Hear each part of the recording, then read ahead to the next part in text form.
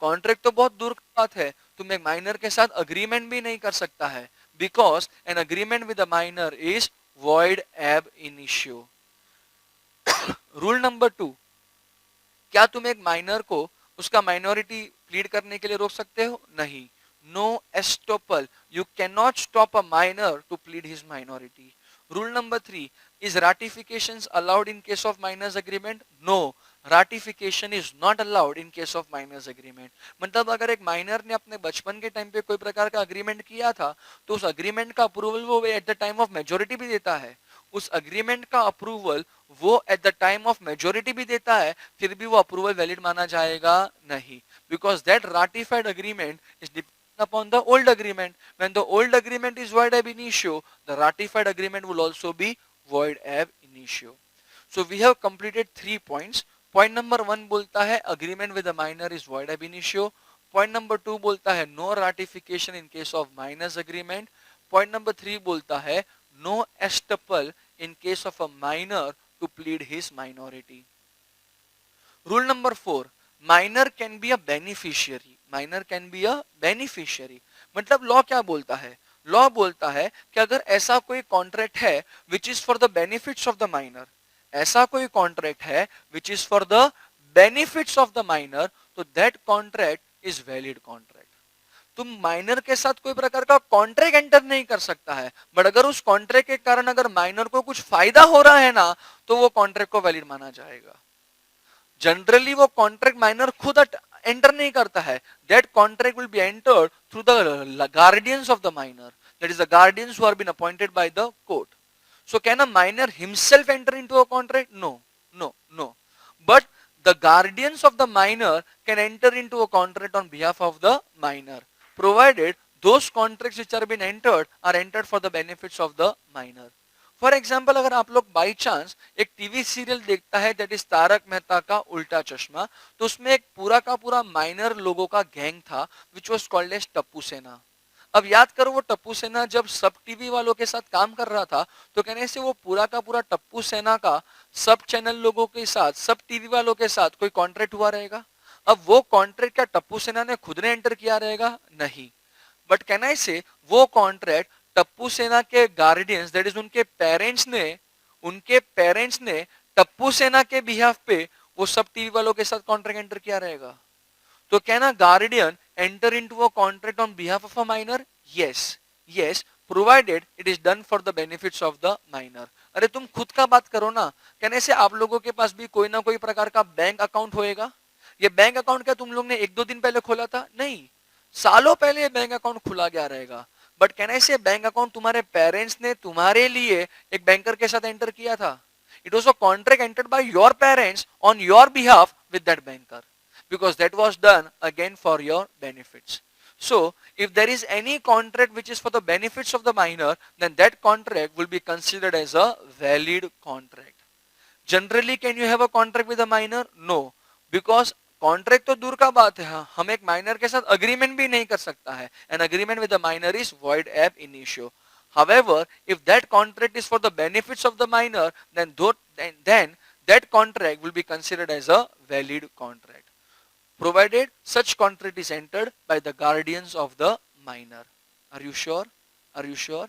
Over here, sir, can the guardians of a minor enter into a contract on behalf of minor? Yes, provided that contract is for the benefits of the minor. So the guardians of the minor can enter into a contract on behalf of a minor, provided that contract is for the benefits of the minor. Sir, can the guardians of the minor be held liable for the bad activities done by a minor?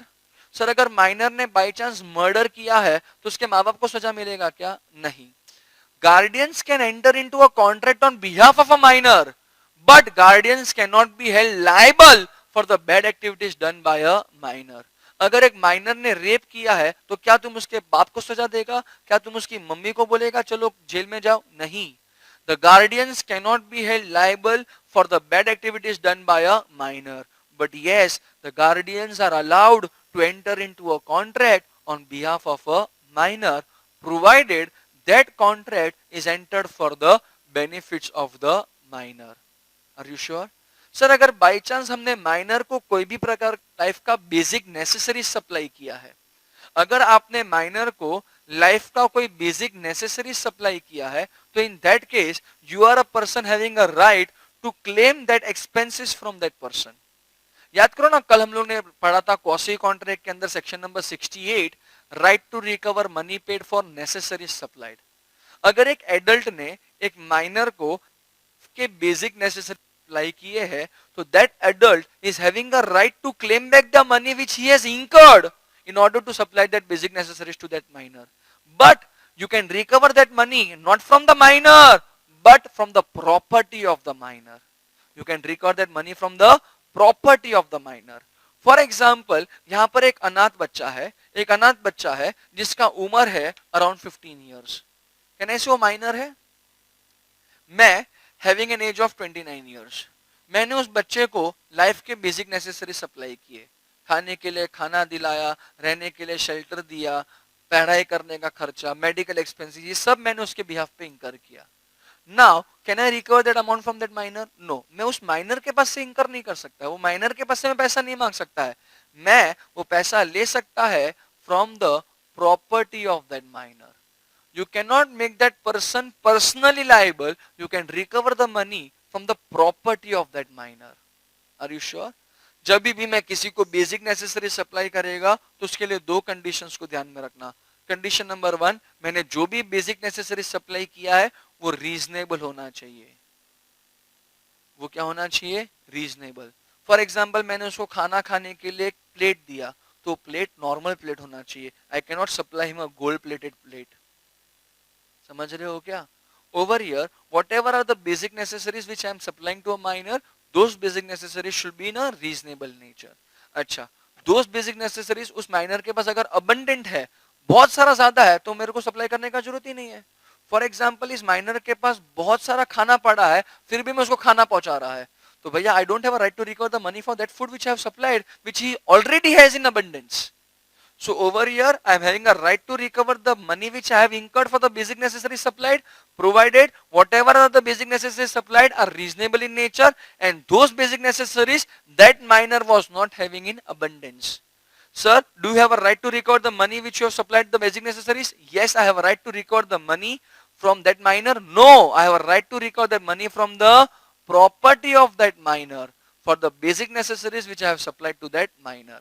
मैंने अगर एक बच्चे को by chance life जीने के लिए जो भी बेसिक नेसेसरी सप्लाई करना चाहिए वो मैंने अगर सप्लाई किया है, तो मैं उसका सारा का सारा पैसा रिकवर कर सकता है, but not from that person but from the property of that person. Are you understanding? तो ओवर हियर हम लोगों ने कुछ 5 रूल खत्म कर दिया। Rule number 1, an agreement with a minor is void ab initio. Rule number 2, no ratification in case of minor's agreement. Rule number 3, no estoppel in case of minor to plead his minority. Rule number 4, minor can be a beneficiary, that is any contract which is entered for the benefits of the minor are valid. Such contracts are entered by the guardians on behalf of the minor. Sir, can the guardians be held liable for the bad activities done by a minor? No. Sir अगर minor को अगर by chance हमने कोई भी प्रकार का life का basic necessary supply किया है जो रीजनेबल था और उसके पास अबंडेंट इन नेचर में नहीं था, तो sir do we have a right to recover the amount which we have incurred? Yes, but you are having a right to recover that amount not from that minor but from the property of that minor.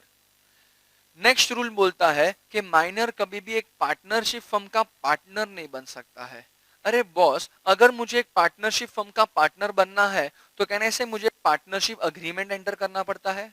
If I am a minor, can I enter into a partnership agreement? No, because any agreement which is with a minor, then that agreement will be considered as void ab initio. So sir, can a minor become a partner? No. No means no. A minor cannot become a partner. But रुक जाओ, Indian contract act ने बोल दिया कि minor can not become a partner. But अगर आप Indian partnership act का section number 30 देखोगे ना, section number 30 of Indian partnership act बोलता है कि if the minor is admitted for his own benefits, मतलब क्या, सेक्शन नंबर 30 बोलता है कि अगर ये तीन कंडीशंस फुलफिल किया है तो फिर एक माइनर पार्टनर बन सकता है. Generally, a minor cannot become a partner. But if the following three conditions are fulfilled, then in that case, yes, a minor can become a partner. Condition number one, he has become a partner with the consent of all the partners.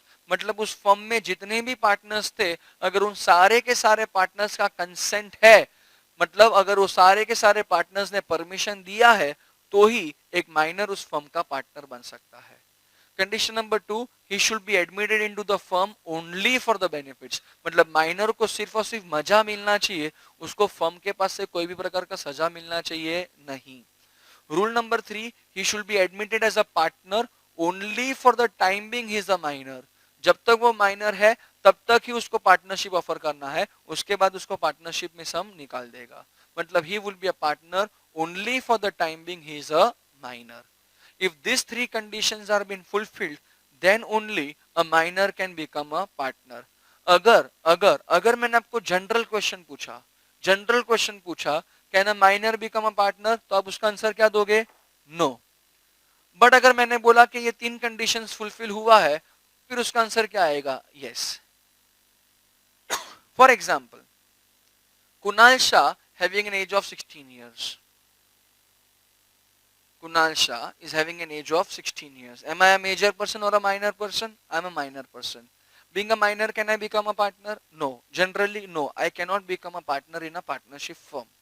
Over here, there is a partnership firm comprising of 10 partners. अब 10 partners में से 8 partners ने बोला Kunal sir welcome, 2 partners ने बोला नहीं नहीं नहीं नहीं, तू हमारे फर्म का माइनर पार्टनर नहीं बन सकता है. तो can I become a minor partner? No. Because in order to become a minor partner there has to be consent of all the partners. तो यहाँ पे 10 का 10 पार्टनर बोला Kunal sir you are welcome to the partnership firm. यहाँ पर वो 10 के 10 partner ने बोला सर हम आपके साथ प्रॉफिट शेयर करेगा 80% and you will be liable for the loss of 20%. Can I become a partner? No. Because rule number 2 क्या बोलता है? Minor can be a partner only for benefits. तो वो लोग ने बोला सर ठीक है, हम आपको सिर्फ और सिर्फ 20% प्रॉफिट देगा. बोला ठीक है. वो लोग ने मुझे बोला कि सर आप हमारे फर्म के पार्टनर रहोगे for next 20 years. For next 20 years. देख, जब मैं पार्टनरशिप एंटर कर रहा है तब मेरा एज क्या है? 16 years. Can I be a partner for next 20 years? No, because the rule says you can be a partner only for the time being you are a minor. तो लोग ने बोला सर ठीक है, हम आपको पार्टनरशिप दे रहा है for next 2 years because I will be a minor only for next 2 years. So generally, can a minor become a partner? The answer to this question is no. ICI आपको पूछेगा कि can a minor become a partner, तो आप लोग क्या लिखोगे? No. अच्छा, अगर आईसीआई ने क्वेश्चन के साथ साथ ये तीन कंडीशंस दिया है तो फिर आंसर यस आएगा. आईसीआई ने बोला can a minor become a partner with the consent of all partners only for benefits and only for the time being he is a minor, तो फिर आंसर यस आएगा. बट अगर आपको question पूछा गया है can a minor become a partner, then in that case the answer will remain no. So generally minor cannot become a partner. However, he can become a partner provided these three conditions are being fulfilled. That is consent of all partners, he is a partner only for benefits and he is admitted to the firm only for the time being he is a minor. So only when these three conditions are fulfilled then only a minor can become a partner. Next rule बोलता है minor cannot become a shareholder. एक minor एक company का shares खरीद सकता नहीं है. Pretty obvious है, whenever you are purchasing shares you are entering into a contract. और क्या तुम एक माइनर के साथ कॉन्ट्रैक्ट कर सकता है? नहीं. तुम एक माइनर के साथ कॉन्ट्रैक्ट कर सकता नहीं है. तो इन अ सिमिलर वे माइनर कभी भी कोई कंपनी का शेयर होल्डर बन सकता नहीं है. बट रुक जाओ, अगर माइनर के बिहाफ पे उसके पेरेंट्स ने अगर कोई शेयर्स खरीदा है तो चलेगा. अच्छा, for example there is a person who has purchased the shares. The age of that person is 49 years old. उसका एक माइनर बेटा है having an age of 10 years. फिर वो बंदा मर जाता है तो उसका सारा का सारा शेयर्स कहने से उसके लीगल रिप्रेजेंटेटिव के पास जाएगा. अब वो 49 इयर्स का जो बंदा जो मर गया उसके पास एक ही लीगल रिप्रेजेंटेटिव है और वो भी कोई नहीं बेटा है. तो यहाँ पर कहने से वो सारे के सारे शेयर्स उसके 10 साल के बेटे के नाम पे चले गए हैं, मतलब ये शेयर्स वो बेटे ने खरीदा नहीं है, वो शेयर्स उसके नाम पे हो चुके हैं। तो in that case he can continue that membership, he can become a share holder, but वो सामने से शेयर्स मार्केट में से खरीद सकता नहीं है। तो can a minor become a shareholder? No, but if the guardians has purchased the shares on behalf of a minor, then yes. If there is a case of transfer and transmission of shares तो भी ठीक है, वरना generally minor कभी भी share holder बन सकता नहीं है। नेक्स्ट रूल बोलता है कि minor can become an agent, minor can become an agent. अगर एक माइनर एजेंट बन रहा है तो उस माइनर को नुकसान है या फायदा है?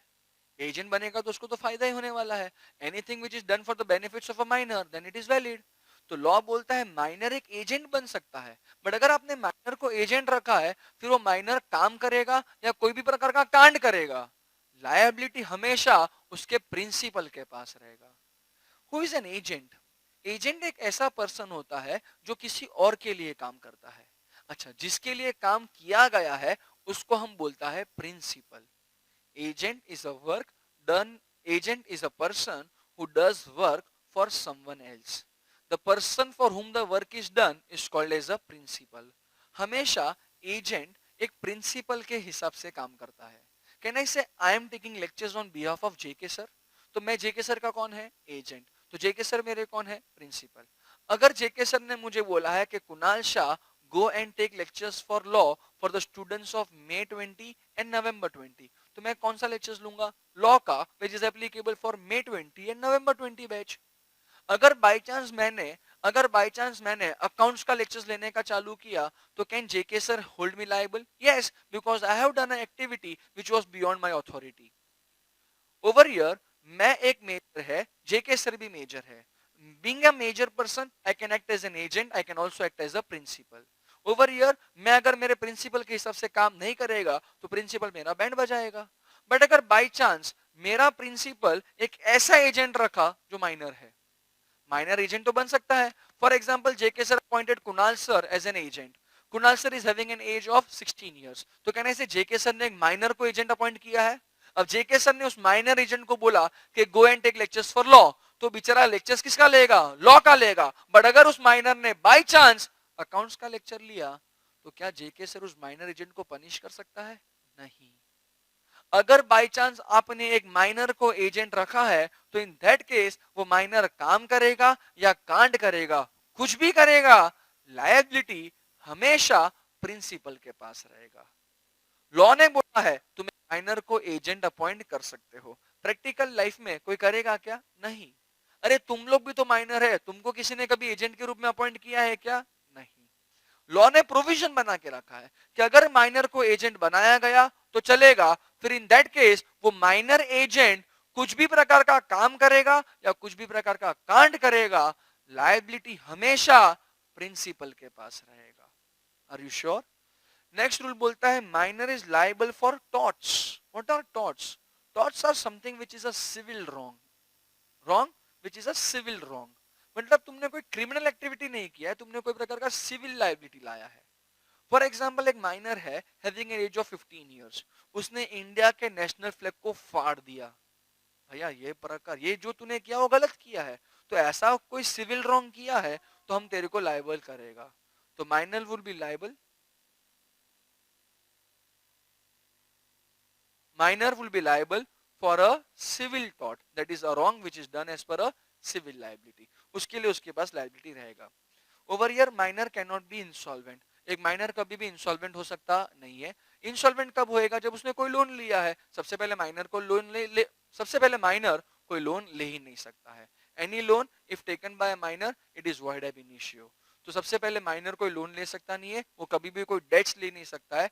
ओवर ईयर माइनर कभी भी इन शॉर्ट इंसॉल्वेंट हो सकता नहीं है। तो यहाँ पर हम लोग ने खत्म किया एक topic that was something called as age of majority, and that is nothing but condition number 1, age of majority, section number 11.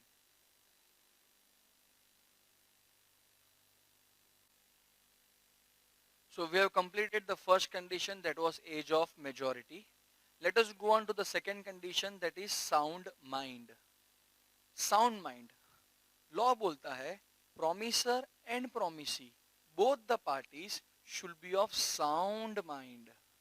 What do you mean by sound mind?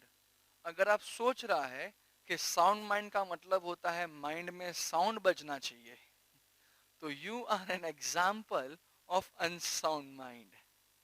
Sound mind is defined under section number 12.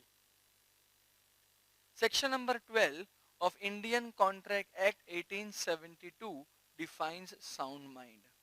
Section 12 बोलता है कि अगर ये दोनों का दोनों conditions fulfil हुआ है, अगर ये दोनों का दोनों कंडीशंस फुलफिल हुआ है, then in that case the person is termed as a sound mind person. तो दोनों का दोनों कंडीशंस फुलफिल होना चाहिए, तो इसका मतलब ये होता है कि ये दोनों कंडीशंस के बीच में वर्ड आएगा and. Condition number 1, he is able to understand the terms of contract. अगर कॉन्ट्रैक्ट एंटर करने के टाइम पे आप कॉन्ट्रैक्ट के टर्म्स को समझ पा रहे हो, एंड फिर you are able to form a rational judgement.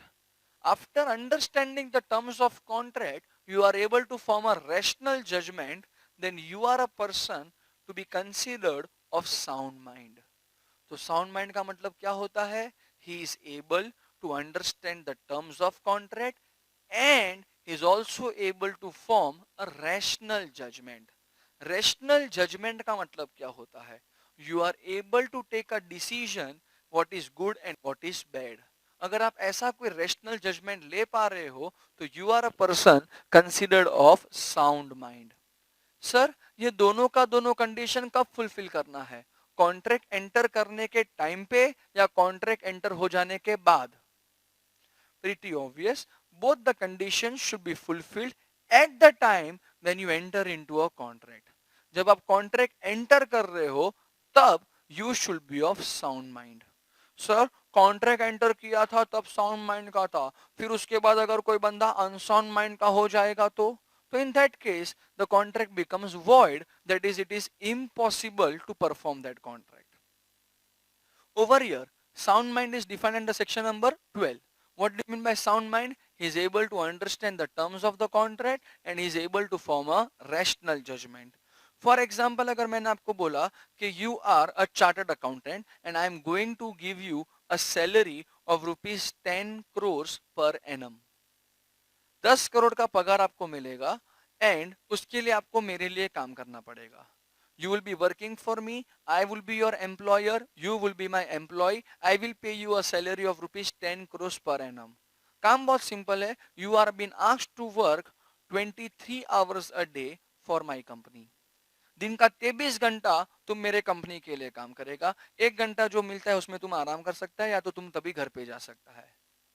अब देख, जब मैंने आपको बोला कि मैं 10 करोड़ रुपया देगा, बट सामने आपने सुना कि 23 घंटा सर्विस देना पड़ेगा, तो कहने से आपने एक रैशनल जजमेंट लिया कि भैया 10 करोड़ मिल रहा है वो अच्छी बात है, बट 23 घंटा सर्विस देना पड़ेगा तो कोई पर्सनल स्पेस ही नहीं है. अरे 10 करोड़ रुपया लेने के बाद उसको वापरने का टाइम ही नहीं है अपने पास.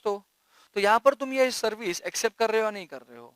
आपने बोला नहीं नहीं सर, भैया रहने दो सर, आप 100 करोड़ भी दोगे ना, फिर भी हमको ऐसा कोई सर्विसेज देने का इच्छा होता नहीं है.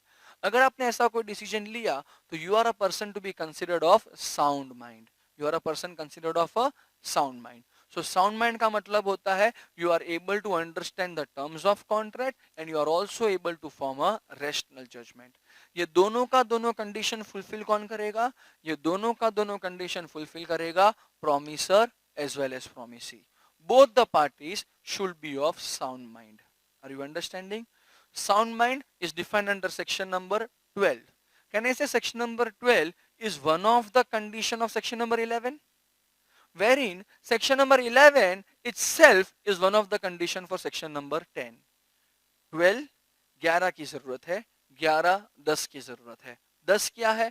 Essentialities of a valid contract. Practical life में कौन सा कॉन्ट्रैक्ट बनाएगा? प्रैक्टिकल लाइफ में we are always and always going to form a valid contract. Valid contract बनाने के लिए सेक्शन 10 का one of the condition is capacity of a party to enter into a contract, that is both the parties should be competent enough to enter into a contract, that is both the parties should be of the age of majority, both the parties should be of sound mind, and both the parties should not be disqualified by law to enter into a contract. Age of majority हम लोग ने खत्म कर दिया था. Let us begin the provisions for sound mind. That was section number 12. That is a person who is able to understand the terms of contract and he is able to form a rational judgment. मैंने आपको पूछा कि आप में से कितने लोग sound mind वाले हैं, तो कहने से पूरा का पूरा बैच हाथ उठाएगा, सर मैं साउंड माइंड, मैं साउंड माइंड, मैं भी साउंड माइंड. तो it becomes difficult to understand who are of unsound mind. कोई भी बंदा ऐसा तो नहीं बोलेगा ना मैं पागल है, सब लोग ऐसे ही बोलेगा कि मैं अच्छा आदमी है, I am a person of sound mind. तो लॉ ने क्या किया है, लॉ ने साउंड माइंड का मीनिंग दे दिया एंड फिर लॉ ने अनसाउंड माइंड का एग्जांपल्स दे दिया. लॉ ने बोला following are the three persons who are of unsound mind. Law ने क्या बोला, following are the three persons who are of unsound mind. Unsound mind के लिस्ट में कौन कौन आता है, lunatic, drunkards and idiots. lunatics, drunkards and idiots. Lunatics, drunkards and idiots are the persons to be considered of unsound mind. देखो भैया, जब मैं अनसाउंड माइंड का बात करता है ना, तो अनसाउंड माइंड दो प्रकार का होता है, permanently unsound mind, temporary unsound mind. अगर तुम परमानेंटली अनसाउंड माइंड का है तो you are a person called as an idiot. Once an idiot always an idiot. वो कभी भी अच्छा होता नहीं है. They are mentally retarded person. उनका उम्र बढ़ते जाता है बट मेंटल कैपेसिटी अभी भी बचपन में ही रहता है. Temporary unsound mind, that is lunatic and drunkards. They are temporary unsound mind. जो बेवड़ा रहता है वो जिंदगी भर तक थोड़ी बेवड़ा रहता है. रात को पिया रहेगा तब वो अनसाउंड माइंड का है, बट जब सुबह को उसका पी के उतर गया है सब चीज, तो वो साउंड माइंड का बन जाता है. फॉर एग्जाम्पल शाहरुख खान दारू पीता है नहीं पीता है, पीता है. दारू पीने के बाद ही becomes a drunkard. Can now Shah Rukh Khan enter into a contract? No. So Shah Rukh Khan is a person who is of temporary unsound mind, that is a drunkard. Drunkard is of temporary unsound mind. वो लोग permanently unsound mind का होता नहीं है. Lunatic क्या होता है? They are mentally disabled नहीं, they are mentally disturbed. Mentally disturbed है. डिप्रेशन में चला गया है बंदा. जैसे कि फॉर एग्जाम्पल रणवीर सिंह जब पद्मावत मूवी में काम किया था तो उसमें उसने नेगेटिव रोल किया था. उस रोल का उसके प्रैक्टिकल लाइफ में इतना इफेक्ट आ गया था ना कि वो 2 महीने तक साइकेट्रिस्ट को अपॉइंट करके रखा था. साइकेट्रिस्ट के पास दवाई लेने जाता था. He was mentally disturbed at that time because negative role उसने किया था. वो बहुत इफेक्ट हो गया था उसके शरीर के ऊपर. तो लुनेटिक होता है, ड्रंकर्ड होता है जो टेम्पररी अनसाउंड माइंड के होते हैं. जब वो लोग टेम्पररी अनसाउंड माइंड के होते हैं ना, तो भैया वो लोग जितना टाइम अनसाउंड रहेगा उतना टाइम वो लोग कॉन्ट्रैक्ट एंटर कर सकता नहीं है. बट जब वो लोग साउंड माइंड का हो जाएगा they can enter into a contract. So lunatics and drunkards are usually of unsound mind, but when they come out to be of sound mind they can enter into a contract. Idiots कभी भी contract enter कर सकता नहीं है because they are permanently of unsound mind. Are you sure? तो unsound mind को हम लोग दो पार्ट में डिवाइड कर देते हैं. अनसाउंड माइंड को दो पार्ट में डिवाइड कर देते हैं. एक होता है परमानेंटली अनसाउंड माइंड, दूसरा हम लिख देते हैं टेम्पररी अनसाउंड माइंड. परमानेंट में कौन आता है? इडियट. भैया वो लोग कभी भी कॉन्ट्रैक्ट एंटर कर सकता नहीं है. टेम्पररी अनसाउंड माइंड है तो उसको वापस से दो पार्ट में डिवाइड कर देते हैं. During sound mind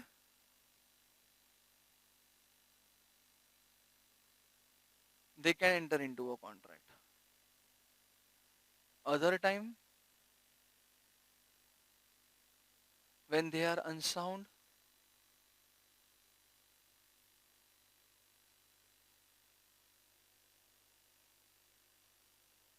not allowed to enter into a contract. Are you sure? तो ये था पूरा का पूरा provision towards a topic called as sound mind. तो यहाँ पे हम लोग ने सेकेंड कंडीशन खत्म कर दिया which was nothing but sound mind. तो सेक्शन नंबर 11 में टोटल कितना कंडीशंस था? 3. Age of majority, sound mind and the person should not be disqualified by law to enter into a contract. Let us go on to the last condition कि sir who are the persons who are disqualified by law to enter into a contract.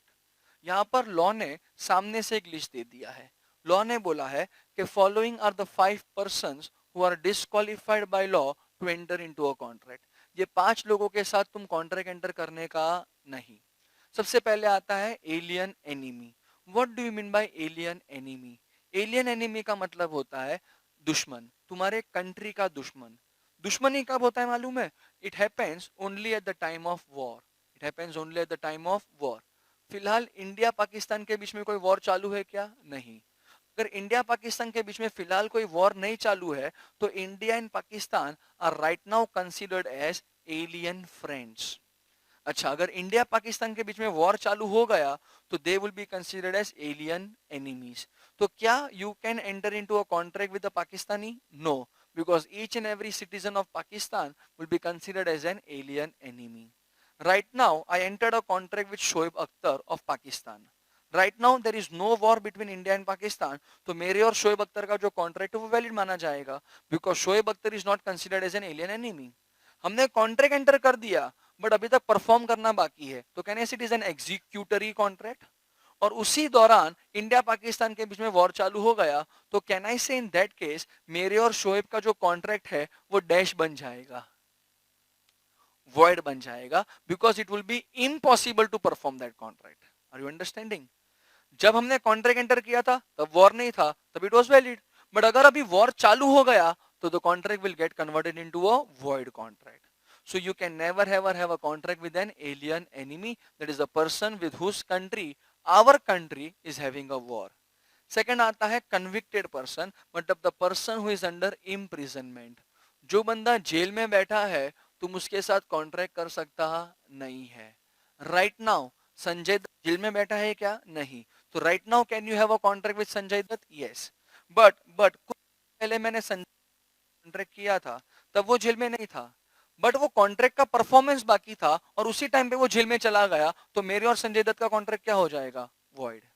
When I entered a contract with Sanjay Dutt for somewhere in the year of 2010, at that time he was not a convicted person. The contract was valid, but that contract was yet to be performed, and in that time only he was being asked to go for an imprisonment. So any contract between me and Sanjay Dutt will now be considered as a void contract.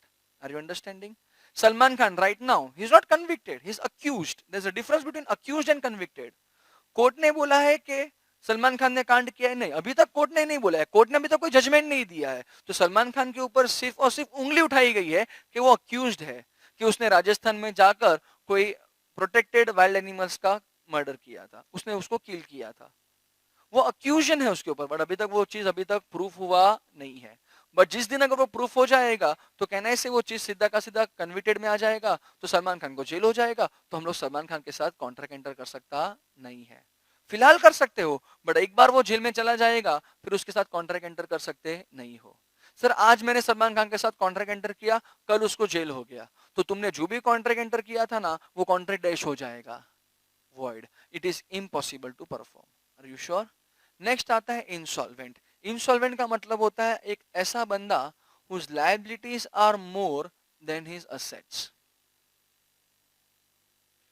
एक ऐसा बंदा whose liabilities are more than his assets। Example Vijay Mallya. Right now Vijay Mallya के साथ तुम contract कर सकता है नहीं, because Vijay Mallya is a person nothing but an insolvent. जब मैंने उसके साथ कॉन्ट्रैक्ट किया तब वो सॉल्वेंट था, तब वो कॉन्ट्रैक्ट वैलिड था। कॉन्ट्रैक्ट परफॉर्म होने के पहले वो इंसॉल्वेंट हो गया तो कॉन्ट्रैक्ट क्या बन जाएगा? वॉइड। तो who are the persons who are disqualified by law? Number 1 alien enemy, number 2 convicted persons, number 3 insolvents, number 4 company. Sir company को डिस्क्वालीफाई कैसे किया? सर कंपनी के साथ तो हम लोग कॉन्ट्रैक्ट एंटर कर ही सकता है, कंपनी के साथ तुम कॉन्ट्रैक्ट कर सकता है, बट कंपनी को डिस्क्वालीफाई तब किया जाएगा when the company has entered into a contract which is against memorandum of association and articles of association. Every company has got two documents. Every company has got two documents. One is called as Memorandum of Association, another is called as Articles of Association.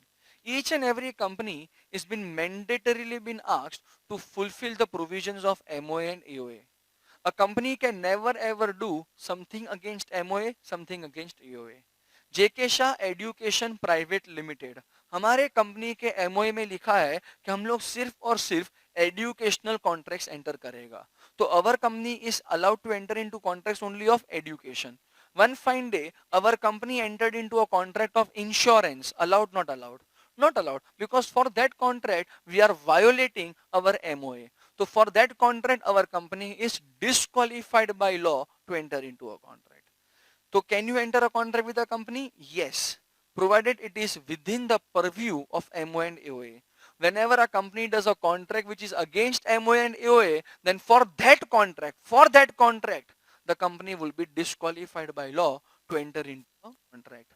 Last is foreign diplomats, that is the person who are representatives of a foreign country. You cannot enter into a contract with a person who is representing a foreign country. In fact, हम foreign diplomats को jail में भी नहीं डाल सकते हैं. अगर तुम फॉरेन डिप्लोमेट्स को जेल में लेके जाना चाहते हो ना, तो तुमको सबसे पहले तुम्हारे कंट्री के सेंट्रल गवर्नमेंट का परमिशन लेना पड़ेगा. तो फॉरेन डिप्लोमेट्स एक ऐसा व्यक्ति होता है जो कोई फॉरेन कंट्री को रिप्रेजेंट करता है. तुम उसके साथ कॉन्ट्रैक्ट कर सकता नहीं है. हाँ, तुम्हारे कंट्री का सेंट्रल गवर्नमेंट उसके साथ कर सकता है कॉन्ट्रैक्ट, बट तुम डायरेक्टली उसके साथ कॉन्ट्रैक्ट कर सकता नहीं है. So these are the five people, these are the five persons who have been disqualified by law to enter into a contract. एक छोटा सा जिस्ट लेते हैं कि भैया किन किन लोगों के साथ हम कॉन्ट्रैक्ट नहीं कर सकते हैं. नंबर 1, माइनर के साथ कॉन्ट्रैक्ट नहीं करने का. नंबर 2, अनसाउंड माइंड वालों के साथ नहीं करने का. उसमें अगर वो परमानेंटली अनसाउंड माइंड है तो करने का ही नहीं. टेम्पररी अनसाउंड माइंड है जिसमें वो फिलहाल साउंड माइंड में आया है तो कर लो, बट अगर वो फिलहाल अनसाउंड माइंड में रहेगा तो not allowed to enter into a contract.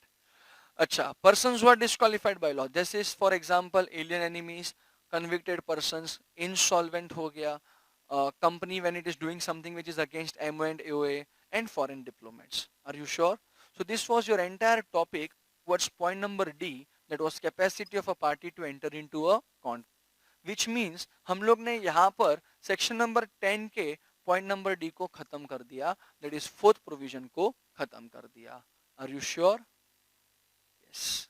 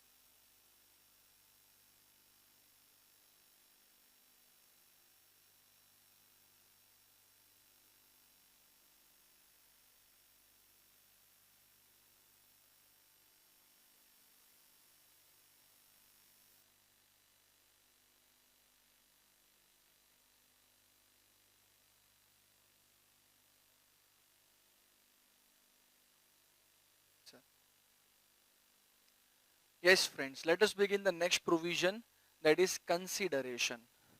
Friends, we are understanding Roman number 3, that is how to form a contract. If you all try to remember, so we have divided this entire chapter into 5 parts, that is what is contract, types of contract, and now we are understanding how to form a contract. Whenever you are going to form a contract, can I say we are going to form a valid contract?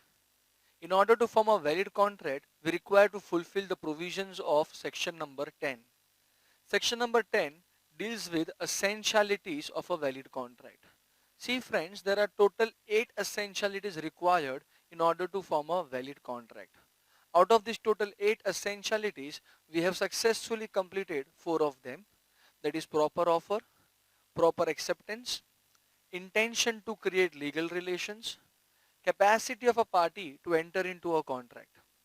Let us move on to the fifth essentiality, which talks about consideration. Friends, before starting with the provisions of consideration, my question to you all, is consideration an essentiality for a valid contract? क्या consideration valid contract बनाने का एक essentiality है?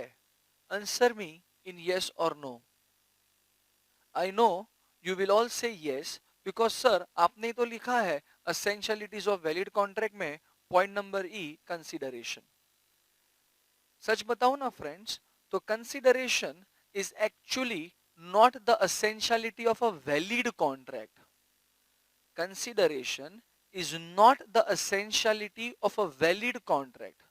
The essentiality for a valid contract के लिए consideration नहीं होता है. Consideration is actually the essentiality of a contract. हाँ, consideration contract की जरूरत है, valid contract की जरूरत नहीं है। देखो, जब मैं वर्ड यूज करता हूं कॉन्ट्रैक्ट, तो तुम लोग क्या चिल्लाते हो? कॉन्ट्रैक्ट का मतलब होता है 2b plus 2e plus 2h। अगर इसी कॉन्ट्रैक्ट के ऊपर मैंने वर्ड लिखा वैलिड कॉन्ट्रैक्ट, तो इनके साथ साथ सेक्शन 10 भी आ जाता है। फिलहाल कॉन्ट्रैक्ट की बात करते हैं। 2b का मतलब क्या होता है? Promise. Promise is possible when there is offer and acceptance of offer. Agreement is possible when there is promise and consideration. Contract, it is possible when there is an agreement which is enforceable by law. तो जब ये 6 चीज एक हो जाता है तब जाके कॉन्ट्रैक्ट बन जाता है। जब ये 6 चीज एक हो जाता है तब जाके देयर इज अ कॉन्ट्रैक्ट। अगर कंसीडरेशन का बात करूं तो can I say consideration is an essentiality of a contract? अगर कंसीडरेशन होता है तो कॉन्ट्रैक्ट होता है। Sir can there be a contract without consideration? Yes, there are certain exceptional cases जो थोड़े टाइम के बाद मैं आपको समझाऊंगा। बट जनरल रूल क्या बोलता है?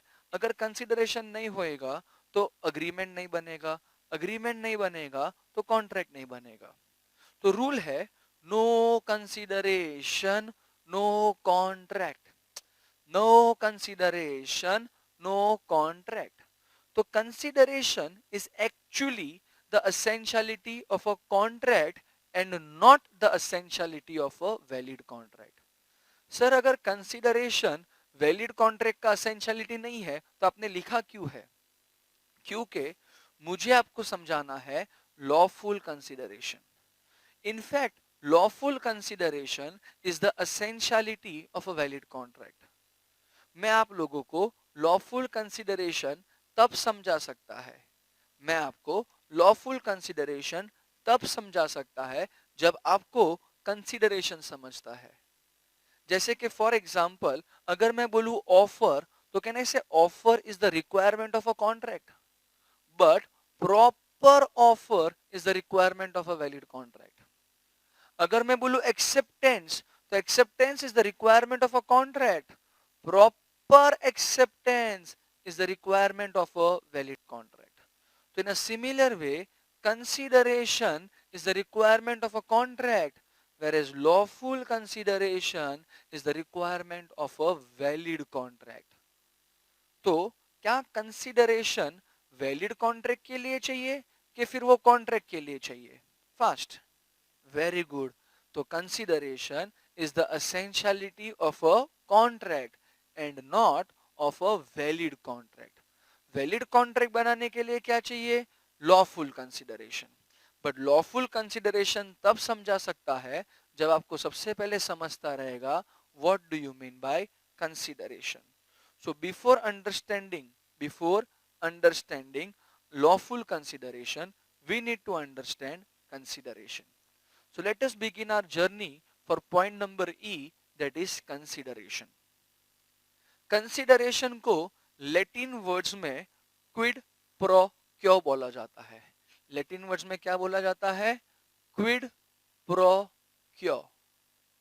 एक बार बोल के देखो, क्विड प्रो क्यो। आप लोग और एक बार ट्राई करो। कंसिडरेशन को लैटिन वर्ड्स में क्या बोला जाता है? क्विड प्रो क्यो। इसको हम इंग्लिश में बोलते हैं समथिंग इन रिटर्न। कंसिडरेशन को इंग्लिश में बोलते हैं समथिंग इन रिटर्न। लैटिन में क्या बोलते हैं? क्विड प्रो क्यो। The word consideration is actually defined under section number 2 subsection D. The word consideration is defined under section number 2, subsection D of Indian Contract Act 1872. Consideration, that is something in return. अगर मुझे इस lectures के fees मिलते हैं, अगर मुझे इस lecture का फीस मिलता है तो ही तो मैं लेक्चर कंडक्ट करता हूँ, यस और नो। अगर मुझे बिना फीस का लेक्चर लेने कोई बोलेगा तो क्या मैं लेक्चर लूंगा? नहीं। तो my promise to give a lecture is there when there is a promise given to me that I am going to receive certain fees. तो प्रैक्टिकल लाइफ में अगर कंसिडरेशन होता है ना तो ही कॉन्ट्रैक्ट माना जाता है। प्रैक्टिकल लाइफ में ऐसा नारा चलता है, no consideration no contract, no consideration no contract. In fact Indian contract act में एक रूल है जो यही बोलता है, no consideration no contract. Sir but आपने लास्ट लेक्चर में बताया था कि बिना कंसिडरेशन का भी अग्रीमेंट होता है। अरे बिना कंसिडरेशन का अग्रीमेंट हो सकता है, कॉन्ट्रैक्ट थोड़ी हो सकता है। कॉन्ट्रैक्ट बोलना है तो भैया कंसिडरेशन तो लगेगा ही लगेगा, क्योंकि consideration is the requirement of a contract, whereas lawful consideration is the requirement of a valid contract. Practical life में कॉन्ट्रैक्ट कब बनेगा? जब कंसिडरेशन होएगा। अच्छा, प्रैक्टिकल लाइफ में हमें कॉन्ट्रैक्ट चाहिए या वैलिड कॉन्ट्रैक्ट चाहिए? वैलिड कॉन्ट्रैक्ट चाहिए। वैलिड कॉन्ट्रैक्ट बनाने के लिए, वैलिड कॉन्ट्रैक्ट बनाने के लिए पहले कॉन्ट्रैक्ट तो होना चाहिए ना। एंड कॉन्ट्रैक्ट तब बनेगा जब कंसिडरेशन होएगा, because no consideration no contract. Over here consideration को इंग्लिश में क्या बोलते हैं? Something in return. याद करो ना कल का ही मेरा एग्जाम्पल, मिस्टर एक्स ने प्रॉमिस किया था कि वो अपना कार मिस्टर वाई को बेचेंगे फॉर ₹10 लाख। एक्स ने क्या प्रॉमिस किया? कि वो गाड़ी बेचेगा। अब ये जो एक्स ने प्रॉमिस किया है कि वो गाड़ी बेचेगा, तो उस प्रॉमिस के सामने एक्स को कुछ तो मिलना चाहिए। तो एक्स को कंसिडरेशन के तौर पे क्या मिल रहा था? ₹10 lakh. In a similar way, in a similar way, जब वाई ने प्रॉमिस किया था कि मैं तेरे को ₹10 लाख दूंगा, तो for the promise of mister Y, was he getting something in return? Yes. What was he getting something in return? Was the car. So for every contract there has to be a consideration. No consideration, no contract. So consideration is a requirement of a contract. However, practical life में हमें contract नहीं चाहिए, हमें valid contract चाहिए।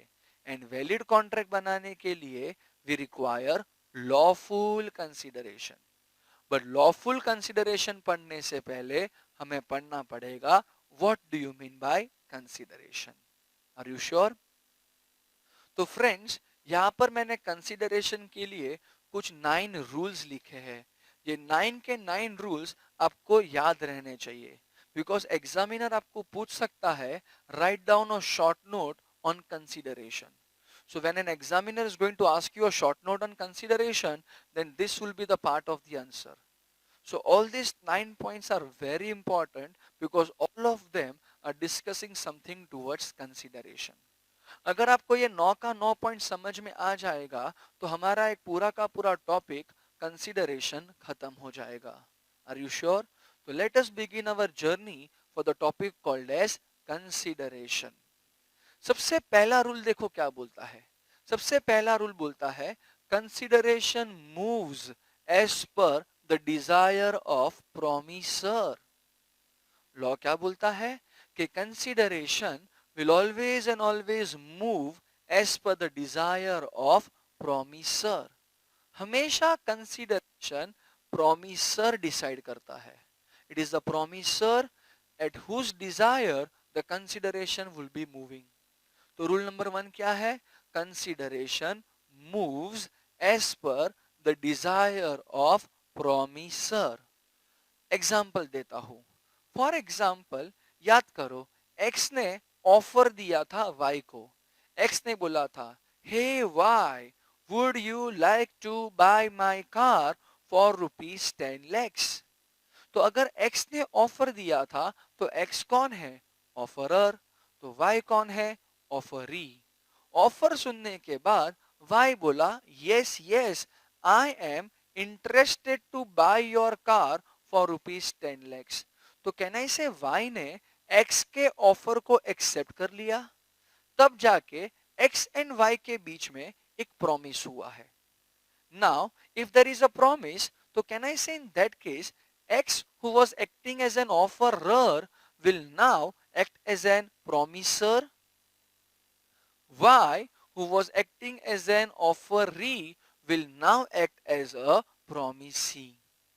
अब यहां पर गाड़ी बेचना था 10 लाख रुपए में, ये डिसाइड कौन किया था? एक्स।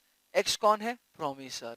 तो consideration will always and always and always move as per the desire of promisor. It will always and always move as per the desire of promisor. और एक एग्जांपल लेते हैं। फॉर एग्जांपल कार्तिक ने आर्यन को ऑफर दिया। कार्तिक ने बोला, hey Aryan, would you like to buy my house for ₹2 crores। अगर कार्तिक ने ऑफर दिया है तो कार्तिक कौन है? ऑफरर। आर्यन कौन है? ऑफरी। ओवर ईयर ऑफर सुनने के बाद आर्यन बोला कि yes if you sell for 1 crore। Aryan क्या बोला?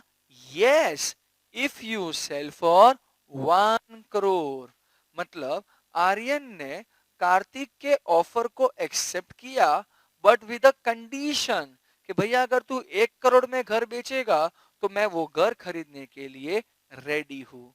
तो कहने से Aryan has given a conditional acceptance, and whenever it is a conditional acceptance, can I say it is nothing but a counter offer, and whenever it is a counter offer, the original offer gets lapsed। अब आर्यन बोला yes if you sell for ₹1 crore। तो in that case Kartik ने जो offer दिया था 2 करोड़ में घर बेचने का, वो ऑफर कैंसिल हो जाएगा। अब ऑफर किसका चल रहा है? आर्यन का। तो आर्यन कौन है? ऑफरर। कार्तिक कौन है? ऑफरी। कार्तिक बोला ओके डन। मतलब कहना इसे कार्तिक ने आर्यन के ऑफर को एक्सेप्ट कर लिया। आर्यन का डिजायर था घर खरीदने का 1 करोड़ में, तो कार्तिक ने बोला ठीक है मैं 1 करोड़ में घर बेचता हूं। तो आर्यन जो ऑफरर था वो अब बन जाएगा प्रोमिसर, बिकॉज उसका ऑफर एक्सेप्ट हो गया है। कार्तिक जो एक्ट कर रहा था ऑफरी, वो बन जाएगा promisee. To sell the house at ₹1 crore, ये डिजायर किसका था? आर्यन का। तो can I say consideration is moving as per the desire of Aryan, that is nothing but the promisor. तो consideration will always and always, consideration will always and always move as per the desire of promisor. Sir ऐसे क्यों होता है कि promisor के इच्छा अनुसार ही consideration चलता है? Sir why? Sir, why does consideration moves as per desire of promiser only? अरे प्रोमिसर तो तू अभी अभी बना है। प्रोमिसर के पहले तू कौन था? Offeror. Before acting as a promiser, he was acting as an offerer. And when you are acting as an offerer, you are the first person who is laying a foundation to form a contract. Contract बनाने की शुरुआत promise से होती है, but promise की शुरुआत offer से होती है। ऑफर कौन देता है? ऑफरर। सोचो अगर ऑफरर नहीं होता तो ऑफर नहीं होता, ऑफर नहीं होता तो प्रॉमिस नहीं होता, प्रॉमिस नहीं होता तो कॉन्ट्रैक्ट नहीं बनता। तो it was the offeror who Lay's the foundation towards formation of a contract. तो लॉ बोलता है कि अगर ऑफरर कॉन्ट्रैक्ट को फॉर्म करने में सबसे आगे आ सकता है, तो ऑफरर ही सबसे पहले कॉन्ट्रैक्ट को परफॉर्म करेगा। If the offerer is the first person coming forward to form a contract, then it is the same person who has to first perform the contract। अब ऑफरर तो रहा नहीं, क्योंकि वो क्या बन चुका है? Promisor.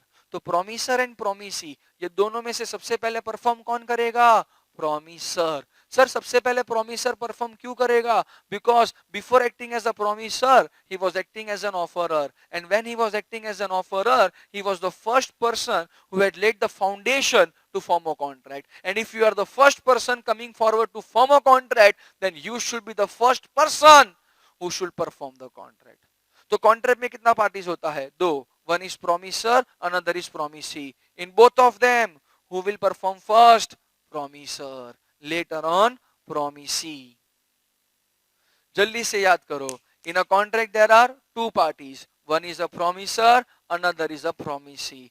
In both of them, it is the promisor who performs first, and later on, promisee will perform.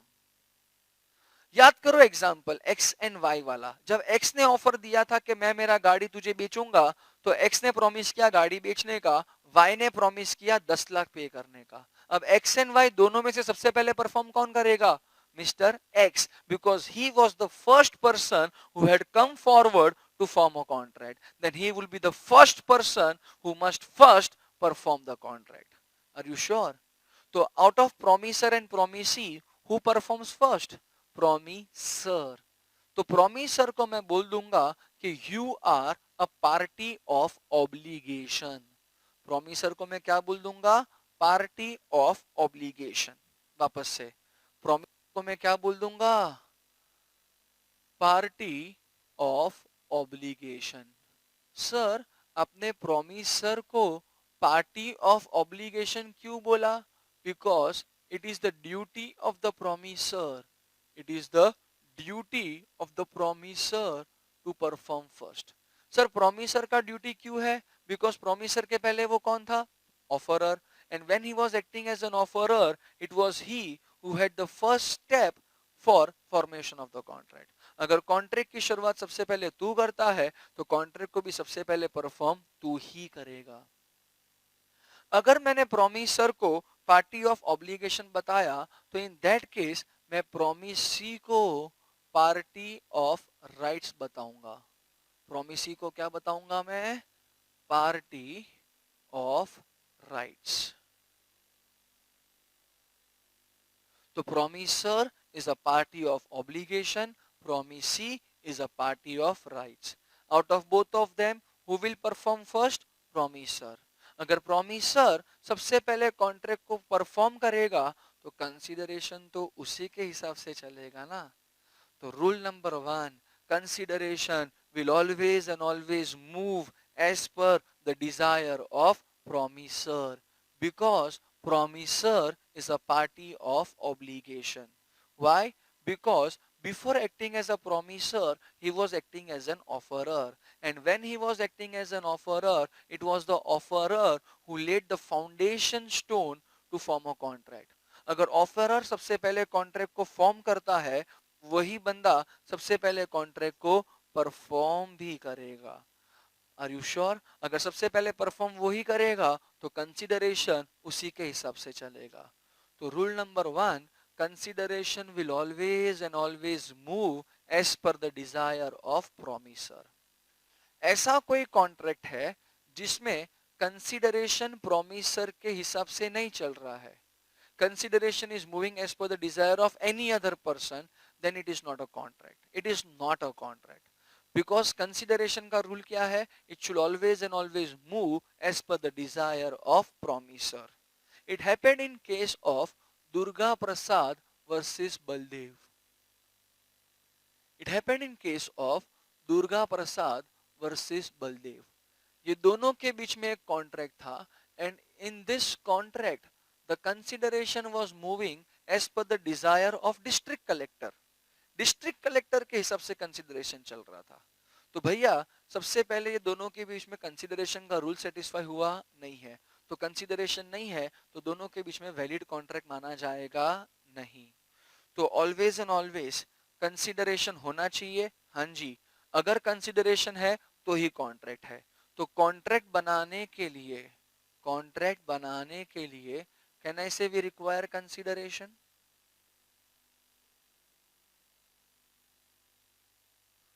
तो वैलिड कॉन्ट्रैक्ट बनाने के लिए we require lawful consideration. Valid contract बनाने के लिए we require lawful consideration.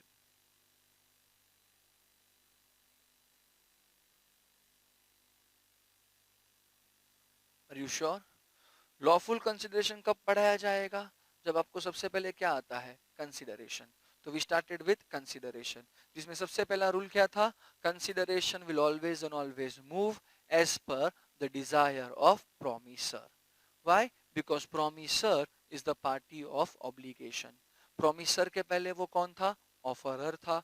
Offeror था तो contract बनाने की शुरुआत अगर तूने की थी तो कॉन्ट्रैक्ट को सबसे पहले परफॉर्म तू ही करेगा.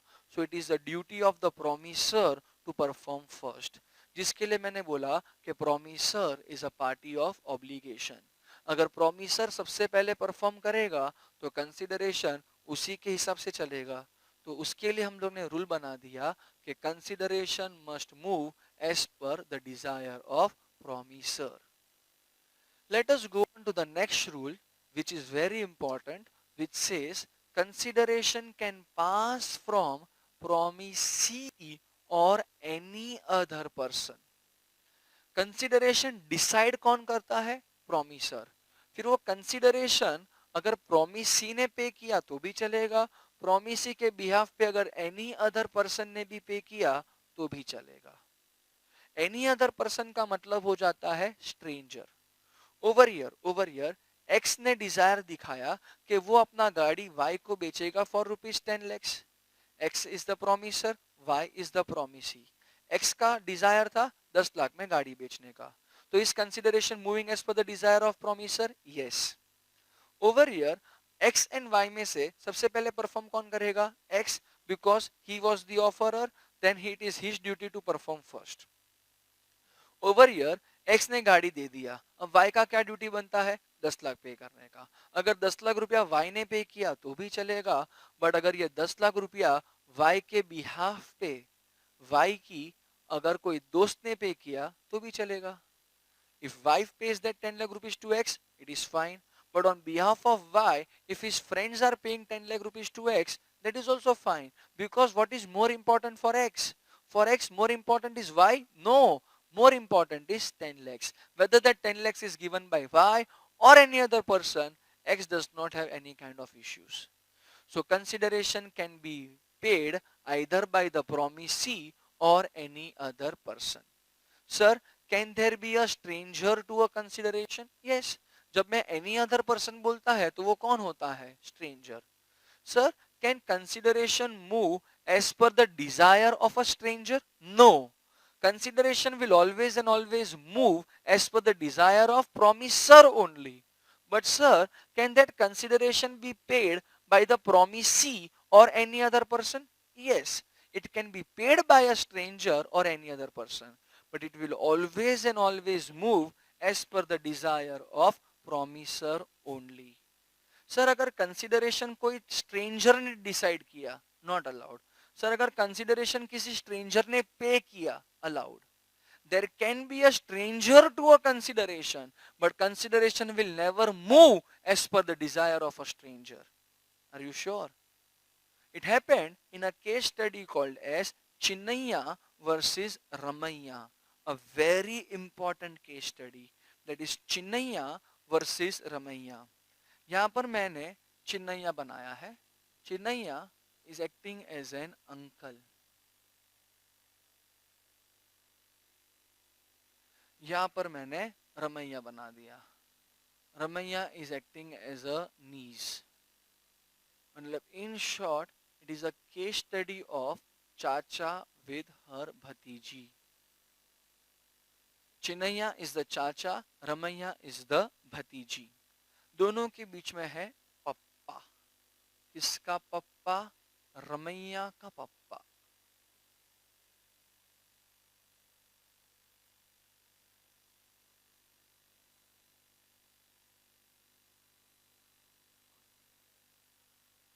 तो over here, this is Ramayya's father and this is Ramayya.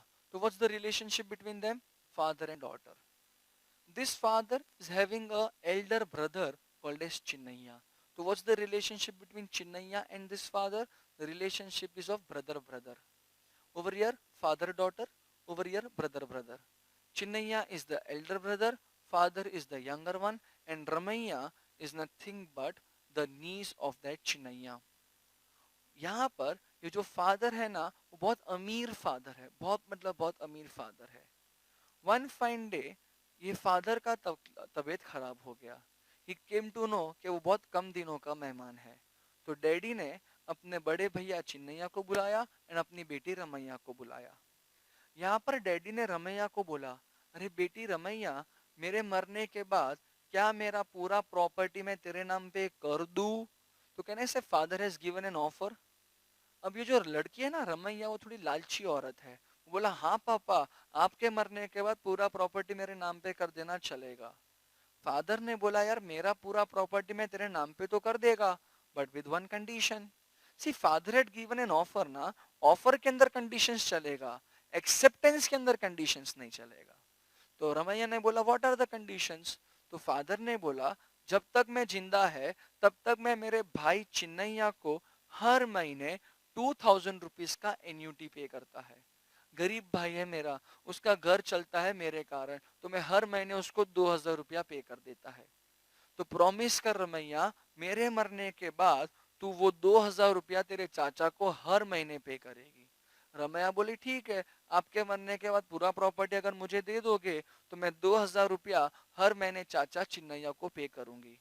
Father ने बोला, एक काम करते हैं, we all are into love and affection, तो let us make everything in a return form. See, there cannot be a contract due to love and affection, but if it is in a return form, then it is allowed ना. तो तीनों ने बोला, ठीक है चलेगा. So on that day, two contracts got entered. Contract number 1 got entered between father and Ramaiya, wherein father made a promise to give that entire property to Ramaiya.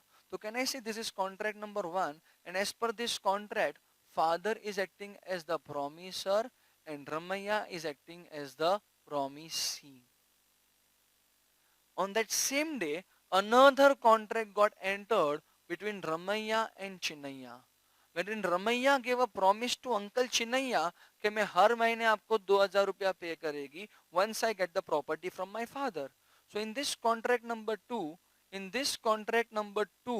can I say Ramaiya is acting as the promisor and Chinnaiya is acting as the promisee. All these contracts were been registered. It was in a written form. Court में जाके register भी करवाया था ये सब चीज को. Now after few days, Ramaiah का पप्पा मर गया. जैसे ही पप्पा मर गया तो पूरा का पूरा प्रॉपर्टी किसका हो गया? रमैया का. जिसके कारण कहने से कॉन्ट्रैक्ट नंबर 1 परफॉर्म हो चुका है. The entire property now belongs to Ramaiah. जैसे ही एक महीना खत्म हुआ तो चिन्नैया अंकल रमैया के पास गया और बोला, चल चल बेटी 2000 रुपया दे. रमैया ने बोला, चाचा मैं आपको कोई 2000 रुपया देगी नहीं, two simple words get lost. Chinnaiah बोला, काय को 2000 रुपया नहीं देगी? तो यहाँ पर रमैया बोली कि चाचा, मैंने जो आपको प्रॉमिस किया है कि मैं आपको हर महीने 2000 रुपया देगी, फॉर दिस प्रॉमिस क्या मुझे कुछ मिल रहा है क्या आपसे? मुझे आपसे तो कुछ नहीं मिल रहा है. There is no consideration for my promise, and when there is no consideration there is no contract. Hence मैं आपको 2000 रुपया पे नहीं करेगी. एंड चाचा तू मेरे खिलाफ केस भी नहीं कर पाएगा, बिकॉज कॉन्ट्रैक्ट ही नहीं है, तो तू मेरे ऊपर ब्रीच ऑफ कॉन्ट्रैक्ट का केस कैसे करेगा? चाचा बोला, रुक मैं तेरे को सबक सिखाता है. Chinnaiah went to the court and he filed a case against Ramaiah. Ramaiah started laughing. Ramaiah बोली, चाचा तू पागल हो गया है. जब मैंने तेरे को बोला कि मुझे तेरे पास से कोई 2000 रुपए के सामने कुछ आ ही नहीं रहा है. If I made a promise to pay you 2000, I should get something in return ना. I am not getting a consideration from you, and no consideration, no contract, then how can you file a case of breach of contract? तो चाचा बोला, अरे बेटी रमैया, ये 2000 रुपया पे करने का प्रॉमिस किसने किया था? रमैया बोला, मैंने किया था. तो चाचा बोला, देख, consideration is moving as per your own desire. Ramaiah बोली, वो ठीक है, बट मुझे ये 2000 के सामने क्या कुछ मिल रहा है? तो चाचा बोला, तेरे को मुझसे कुछ नहीं मिला है, बट तुझे तेरे बाप से प्रॉपर्टी तो मिला है ना. You did not got a consideration from the promisee, but you have got the consideration from any other person. And if a consideration has been received from any other person, it's a valid consideration. Consideration कोई stranger decide नहीं कर सकता है, but कोई stranger पे तो कर सकता है. And in this case your father is acting as a stranger. Contract हम दोनों के बीच में है, तो your father is acting a stranger for this contract. And the case was given in the favour of Chinnaiah. So rule number 1 क्या था? Consideration must always and always move as per the desire of promisor. अगर consideration किसी stranger ने decide किया था, which happened in case of Durga Prasad versus Baldev, तो देखो contract को वैलिड माना गया नहीं था. डिसाइड हमेशा प्रोमिसर करेगा, बट जब पे करने का बात आता है, जब कंसिडरेशन को पे करने का बात आता है, तो that consideration can be paid either by the promisee or by the stranger, that is any other person, which happened in case of Chinnaiya versus Ramayya. तो फटाफट से हाँ, मेरे को पॉइंट नंबर 1 बताओ. रूल नंबर 1 क्या है? Rule number 1, consideration will always and always move as per the desire of promisor. Rule number 2, consideration can pass from promisee or any other person. Are you sure? Third rule, consideration can be past, present और future. Law बोलता है consideration can be past, present और future. For example, मैंने Vodafone company के पास से एक SIM card लिया है जो पोस्ट पेड यूजर वाला है. कौन सा है? पोस्ट पेड यूजर वाला कार्ड है. मतलब कहना इसे मैं पूरा का पूरा महीना वोडाफोन के पास से सर्विसेज लूंगा, एंड जैसे ही महीना खत्म हो जाएगा फिर मैं उसके लिए कंसिडरेशन पे करूंगा. तो यहाँ पर in the month of March 2020 मैंने वोडाफोन कंपनी के पास से सर्विसेज लिया. जैसे ही मार्च 2020 खत्म हो गया, तो वोडाफोन कंपनी ने मेरे ऊपर एक बिल जनरेट करवा लिया. उस बिल का पेमेंट मैंने अप्रैल 2020 में किया. अब जब मैंने बिल का पेमेंट किया, तो कहने से मैं क्या सोचूंगा कि I am making a payment for something which I have received in past. So that is something called as a past consideration. Consideration can be something called as a present one. मतलब क्या? For example, मेरे को भूख लगा है, तो मैं सीधा का सीधा दौड़ा दौड़ा भागा भागा चलते चलते एक वड़ा पाव वाले के पास चला गया. मैंने बोला एक्सक्यूज मी, एक वड़ा पाव देना. तो उसने मुझे बोला 20 रुपया. यहाँ पर मैंने मेरे जेब में हाथ डाला और मैंने 20 रुपए का नोट निकाल के वड़ा पाव वाले के मुंह पे मारा, तो उसने मेरे हाथ में वड़ा पाव दे दिया. कहने से 20 रुपया गया, वड़ा पाव आया. It is nothing but a present consideration. Consideration can also be something called as a future consideration. What is future? For example, मैं वोडाफोन कंपनी का प्रीपेड यूजर है. मतलब क्या? मैंने पहले पेमेंट किया और फिर मैं सर्विसेज लूंगा. जब मैं कंसिडरेशन का पेमेंट करेगा, तो मैं क्या सोचेगा? I am going to receive something in future. So consideration can be past, consideration can be present, and consideration can also be a future one. Just for your general knowledge, just for your general knowledge, under English law, under English law, past consideration is no consideration. हम लोग India में English law follow नहीं करते हैं, we follow Indian law. English law में ऐसा rule था कि past consideration is no consideration. As per Indian law, consideration can be past, consideration can be present, consideration can also be a future one. Are you sure? Fourth rule बोलता है consideration can be for doing something or abstaining from doing something.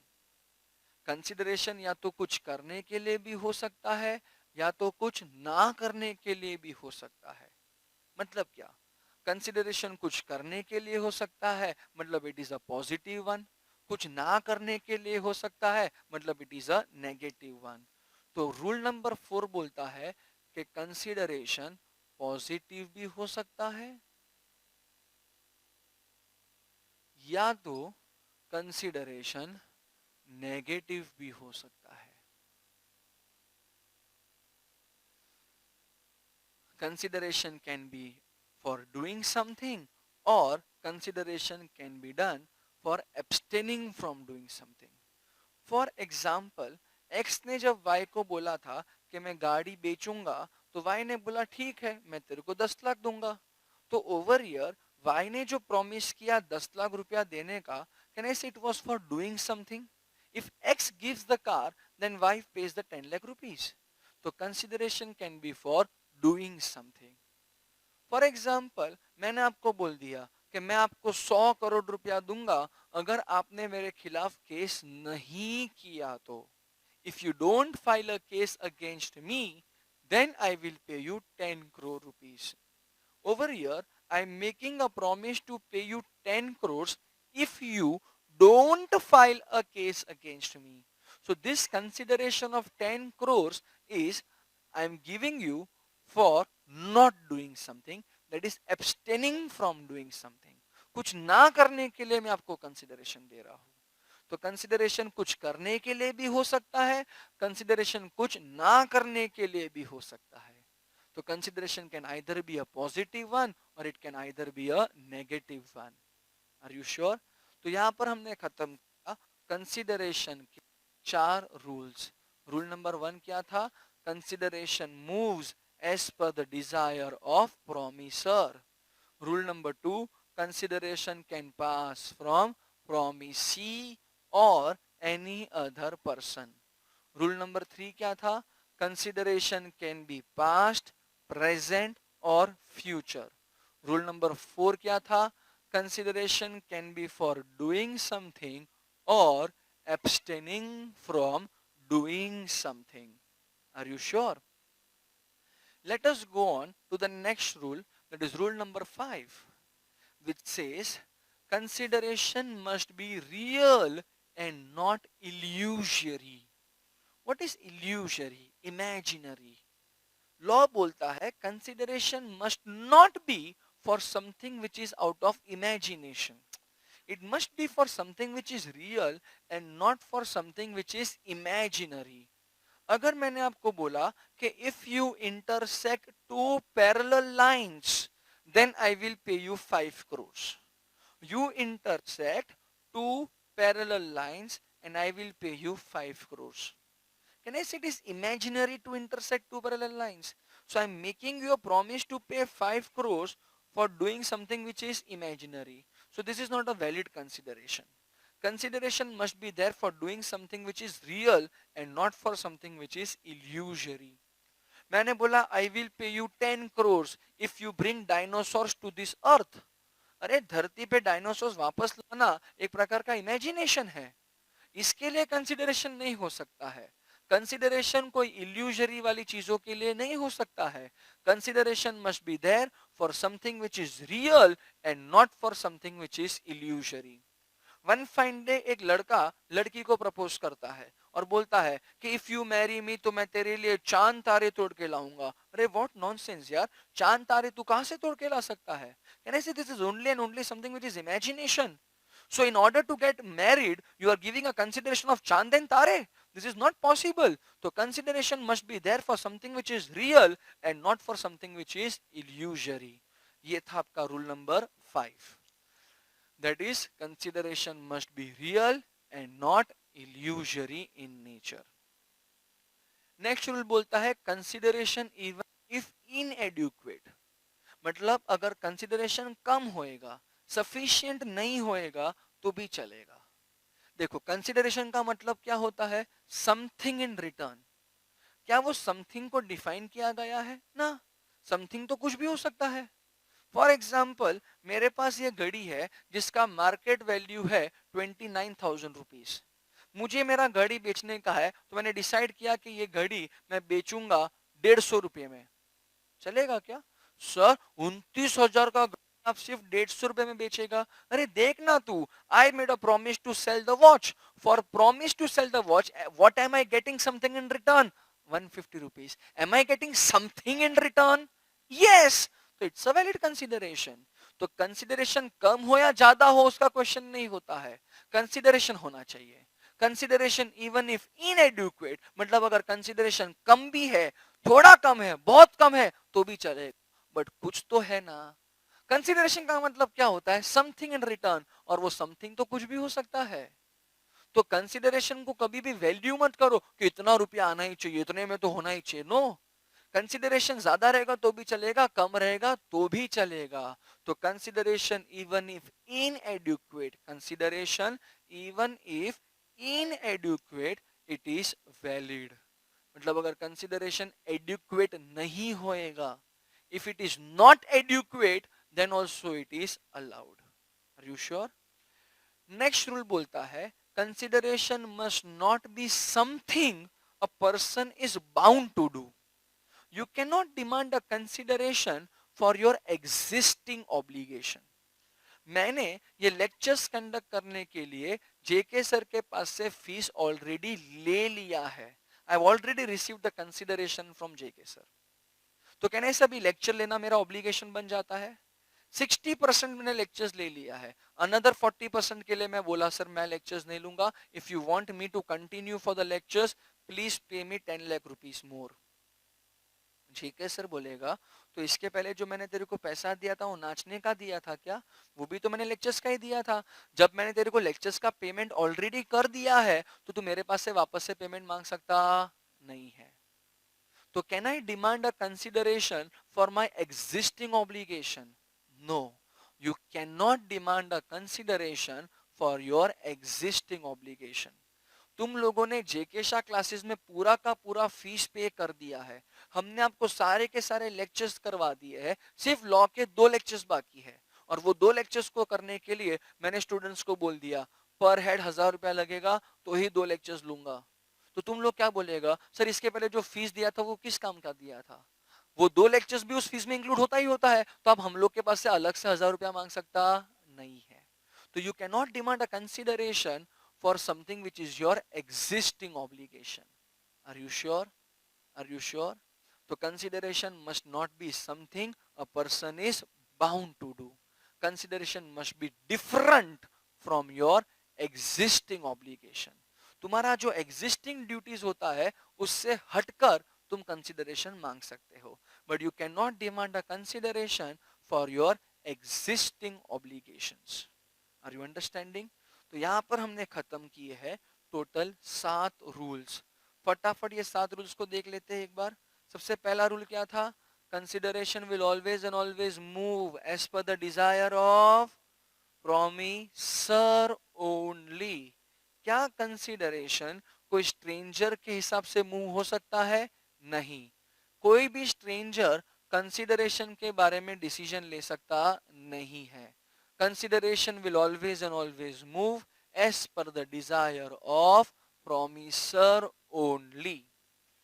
Rule number 2, consideration can pass from promisee or any other person.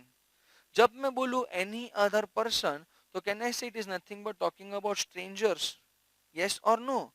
तो अगर कोई stranger consideration पे करने आता है तो चलेगा, बट स्ट्रेंजर के मुताबिक कंसिडरेशन चलेगा नहीं, which we have already understood with the help of a case study called as Chinnaiya versus Ramaiya. Rule number 3, consideration can be past, present और future. हाँ, इंग्लिश लॉ के मुताबिक past consideration was no consideration, but Indian law में consideration can be past, present और future. Rule number 4, consideration can be for doing something और abstaining from doing something. Consideration कुछ करने के लिए भी हो सकता है, कुछ ना करने के लिए भी हो सकता है। That is consideration can B positive और negative. Rule number 5, consideration must be real and not illusory. तुम कोई भी इमेजिनरी चीजों के लिए कंसिडरेशन रख सकते नहीं हो। Rule number 6, consideration even if inadequate it is valid. मतलब अगर कंसिडरेशन कम भी रहेगा तो भी वो चलेगा। लास्ट रूल बोलता है consideration must not be something a person is bound to do. मतलब consideration must be different from the existing obligation of a person. तुम्हारा जो एग्जिस्टिंग ऑब्लिगेशन होता है तुम्हारा जो ड्यूटीज होता है तुम उसके लिए कोई कंसिडरेशन मांग सकता नहीं है। Next rule, that is rule number 8, बोलता है कंसिडरेशन कैन बी एग्जीक्यूटेड और executory. Consideration can be either executed or it can even be executory. For example, Ramesh ने सुरेश के साथ कॉन्ट्रैक्ट किया। रमेश ने बोला कि सुरेश मैं तेरे को 5,000 किलो चावल बेचूंगा। सुरेश ने बोला ठीक है, मैं तेरे को 5 लाख रुपया देता हूँ। रमेश ने प्रॉमिस किया कि वो 5,000 किलो चावल बेचेगा। सुरेश ने प्रॉमिस किया कि मैं तेरे को उसके लिए 5 लाख रुपया दे देता हूँ। रमेश बोला ठीक है, तू पेमेंट अभी कर ले, मैं तेरे को चावल 1 महीने के बाद डिलीवर करूंगा। तो कहना इसे रमेश ने जो प्रॉमिस किया है वो फ्यूचर में परफॉर्म करने वाला है, तो रमेश का जो कंसिडरेशन है वो एग्जीक्यूटरी है। बट कहने से सुरेश ने ऑलरेडी 5 लाख रुपया पे कर दिया है, तो सुरेश ने जो किया था वो एग्जीक्यूटेड था। तो कंसिडरेशन कैन बी एग्जीक्यूटेड और it can even be executory in nature. Are you sure? Last आता है consideration must be lawful. Consideration must be lawful, वही तो हमारा मेन पॉइंट है। देखो ना यहाँ पर in point number G, law खुद बोलता है कि वैलिड कॉन्ट्रैक्ट बनाने के लिए there has to be a lawful consideration. वही चीज यहाँ पे बोल दिया गया है कि consideration must be lawful and not illegal. You can not give a consideration which is against public policy. Consideration must be something which is lawful and it should not be something which is illegal, or it should not be something which is opposed to public policies. It should not be something which is immoral. मतलब consideration immoral भी होना चाहिए नहीं। For example मैंने आपको promise किया कि मैं आपको 10,000 रुपया दूंगा, तो आपने प्रॉमिस किया ठीक है सर मैं आपको इसके लिए 10 ग्राम चरस दूंगा। कहने से 10 ग्राम चरस is something which is illegal, तो कंसिडरेशन ऐसे सब इलीगल चीजों के लिए हो सकता नहीं है। Consideration can not be for something which is opposed to public policy. मैंने बोला एक काम कर, तूने अगर इंडिया के ऊपर एक मिसाइल छोड़ा तो मैं तेरे को 10 करोड़ रुपया दूंगा। अरे इंडिया के ऊपर मिसाइल छोड़ा मतलब कहने से it is something which is opposed to public policy of India, तो भैया वो भी चलेगा नहीं। तो consideration must not be something which is illegal, it should not be something which is opposed to public policy, or it should not be something which is immoral. immoral मतलब तुम किसी के morals के खिलाफ नहीं जाने का। हर एक इंसान का जिंदगी जीने का कुछ morals होता है। Every person has got some principles of life. तुम उस person को अपने खुद के principles के खिलाफ जाने के लिए बोल सकते नहीं हो। That is for example, you cannot एकदम मैच्योरिटी वाले लेवल पे मैं अगर मैं आपको एग्जांपल दूं, तो फॉर एग्जांपल मैंने फार्मर को बोल दिया कि मैं तेरे को 10 लाख रुपया देता हूँ, एक काम कर तेरी बेटी तू मेरे घर पे भेज देना, मैं उसको बीवी की तरह जिंदगी भर तक रखूंगा। I am not going to marry that girl, but I am going to keep that girl as my keep, जिसको हिंदी में बोलते हैं रखेल रखना। तो कहने say that will be immoral for that girl. तो ऐसा कोई इमोरल चीज के लिए कंसिडरेशन होता नहीं है। तो consideration must be for something which is lawful in nature, it should not be for something which is illegal, it should not be for something which is opposed to public policy, it should not be for something which is immoral. Are you sure? तो यहाँ पर हमने considerations के total 9 rules को पढ़ा है। एक बार फटाफट से रूल्स को हम लोग रिवाइज कर लेते हैं, लास्ट टाइम रिवाइज करते हैं। रूल नंबर 1 क्या था? रूल नंबर 1 बोलता है consideration will always and always move as per the desire of promisor. Rule number 2 क्या था? Consideration will always and always pass either by the promisee और by any other person. Rule number 3, consideration can be past, present or future. Rule number 4, consideration can be for doing something or from abstaining from doing something. Rule number 5, consideration must be real and not illusory. Rule number 6, consideration even if inadequate, it is valid. Rule number 7, consideration must not be something a person is bound to do, but consideration must be different from the existing obligation of a person. Consideration can be executed, executory, and last rule tha consideration must be lawful and not illegal. or it should not be opposed to public policy, or it should not be something that is immoral. तो यहाँ पर हमने खत्म कर दिया एक topic that is nothing but consideration. Are you sure? Yes, you can copy down these entire points.